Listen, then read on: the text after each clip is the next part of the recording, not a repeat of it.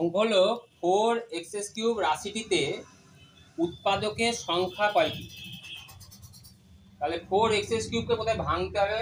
4x³ এর উৎপাদক কি কি হয়?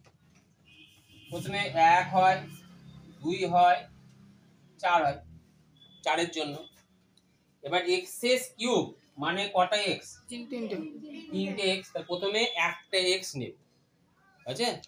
তাহলে একটা x যদি নেওয়া হয় 1x, তারপরে কত হবে বলো? 2x, 4x হয়ে গেল। এরপরে কটা x নেব? দুটো x। দুটো x যদি নেওয়া হয় কি কি হয়?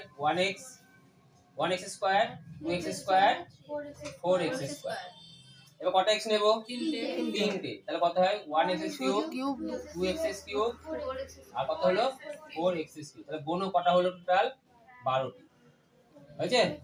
তাহলে মোট উৎপাদকের সংখ্যা কয়টি? 12টি।